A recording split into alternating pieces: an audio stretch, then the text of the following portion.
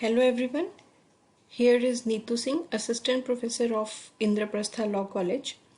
So in this lecture we are going to study about the role of international institutions in intellectual property rights and especially about WIPO, that is the full form of WIPO is World Intellectual Property Organization. So let's start. Basically, intellectual property has a dual nature and it has both national and international dimensions. Obviously, while international conventions on patents protect minimum rights and provide some measures for enforcement of right by contracted states, and a strong protection for intellectual property right worldwide is really important for the future economic growth and development of all countries. So international IPR treaties in turn are essential to achieving strong intellectual property protection that promotes global economic expansion and the growth of new technologies. So when we are talking about these international institutions or organizations or treaties, so what are the main object of these treaties and conventions? To develop the legal framework first. Secondly, you can say that IP administration is the main objective.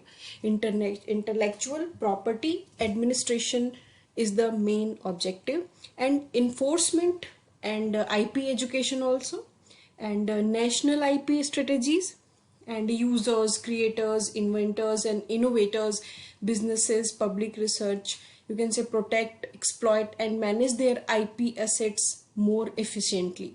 These are the objective of these institutions and treaties and conventions. So what is the role of UNO in development of IPR? UNO plays a very important role in the development and protection of IPR with the help of the World Intellectual Property Organization, WIPO, which is one of the most significant and important organizations among the 16 organizations working under UNO in different sectors. So this convention lays down some rules that all contracting states must follow, and these are the rules. These rules are about patents, trademarks, trade names, industrial designs, indications of source and unfair competitions. These are the main rules which decides the policies, the strategies exactly. What is exactly the World Intellectual Property Organization, WIPO? The World Intellectual Property Organization is an international organization, as we know, which grants worldwide protection to the rights of creators and owners of intellectual property. It was adopted on July 14, 1967. And WIPO came into establishment under this convention with two main objectives, and these are the objective for the promotion of the protection of intellectual property worldwide and to safeguard administrative cooperation among the intellectual property unions.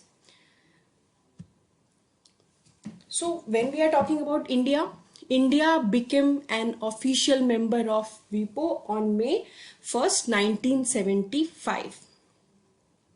The Paris Convention, the Berne Convention also set up an international bureau to carry out the task of this administration. Exactly in 1893, these two small bureaus came together and formed an international organization known as United International Bureau for the Protection of the Intellectual Property. Based in Bern, Switzerland, with a staff of 7, this small organization was a precedent of the World Intellectual Property Organization of today, a dynamic entity with 185 member states. Number of staff who are around 938 from 95 different countries around the world, and with a mission and a mandate that are constantly flourishing.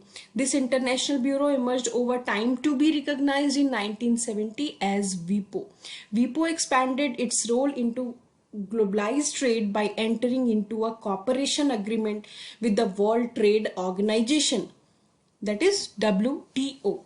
WIPO administers 25 treaties and carries out a rich and varied program of work through its member state and the secretariat that seeks to. And these are some what I just want to tell you that